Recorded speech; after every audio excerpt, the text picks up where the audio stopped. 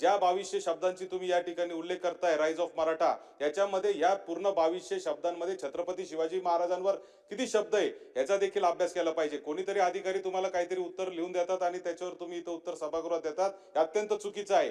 Rise of Maratha हा एकमेव chapter हा पूर्ण इतिहासाच्या पहिलीपासून 12वी पर्यंत आहे आणि त्याच्यामध्ये फक्त काही छत्रपती शिवाजी महाराजांवरची माहिती नाहीये, ती मराठा साम्राज्य, मराठा समाज, मराठा त्या अगदी पेशव्यांपर्यंत पानिपतच्या युद्धापर्यंतच्या सगळ्या माहिती त्याच्यामध्ये दिलेल्या आहे. त्याच्यामुळं ठीक आहे, आता त्याच्याबद्दल मला इथं तुमच्या बरोबर आर्ग्युमेंट करायचं नाही. माझी एवढीच विनंती आहे का हे पुरेसं नाही, यासाठी तुम्हाला प्रयत्न करावा लागेल. नंबर 1. नंबर 2, ज्या छत्रपती शिवाजी महाराजांच्या स्मारकाची आपण या ठिकाणी उल्लेख केला की जिल्हा नियोजन मध्ये त्याची तरतूद आहे, तर माझी आपल्याला विनंती आहे की आपण आमच्या पालकमंत्री महोदयांना देखील याबाबत अवगत करावं की बाबा अशी जिल्हा नियोजन मधून पैसे देता येतात. गेले 18 महिने आम्ही नगर विकास विभागाच्या मार्गदर्शनासाठी थांबलेलो आहे आणि मला आपल्याला सांगायचंय हे सरकार कोणाचं आहे किंवा काय ह्याच्याबद्दल मी खरं जात नाही. मनोराचे उदाहरणं मी दिले, मी मनोरा सारखे तुम्हाला 500 उदाहरणं या राज्यातले आजचेही देऊ शकतो, मागच्या 25 वर्षातले देऊ शकतो की कशा पद्धतीने रस्त्याचे कामं झालेले आहेत, कशा पद्धतीने बिल्डिंगचे कामं झालेले आहेत. हे काय राजकीय टीका टिप्पणी करण्याचा माझा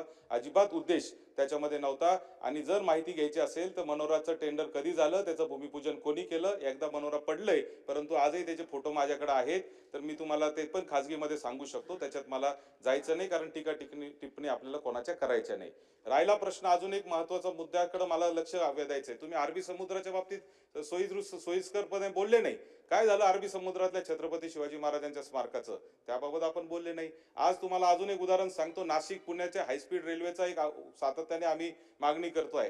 ती मागणी होती, ती जाणार होती जन्मभूमी जुन्नर वरून छत्रपती शिवाजी महाराजांचा जे जन्म झाला त्या शिवनेरीच्या जवळून ती रेल्वे जाणार होती. ती रेल्वे बदलून आता तुम्ही 200 किलोमीटर लांबून घेऊन चाललेले आहेत. म्हणजे पर्यटनाच्या दृष्टीने देखील शिवनेरीला जगाच्या नकाशावर आणण्याची एक संधी या नाशिक पुणे हायस्पीड रेल्वेच्या माध्यमातून होती, ती झालेली नाही. मला आपल्याला याबद्दल आता विषयांतर करायचं नाही. माझी आपल्याला एवढीच विनंती आहे मंत्री महोदय, सभापतींच्या माध्यमातून, की आपण या मराठा इतिहासासाठी, छत्रपती शिवाजी महाराजांच्या इतिहासासाठी आपण तातडीने एक शिष्टमंडळ तयार करावं आणि जानेवारीच्या महिन्यामध्ये आपण त्यांना केंद्रीय शिक्षण मंत्र्यांना भेटावं.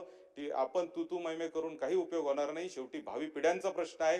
तुम्हाला मला, आपण एका घरात राहिलेलो आहे आणि एकाच घरात आपण भविष्यातही राहू, त्याच्याबद्दल कुठलीही मला शंका नाही आणि त्याच्याबद्दल कुठलंही माझ्या मनामध्ये भेद नाही. परंतु भावी पिढ्यांसाठी छत्रपती शिवाजी महाराजांचा इतिहास हा जगासमोर आलाच पाहिजे, अशी माझी या ठिकाणी ठाम मागणी आहे.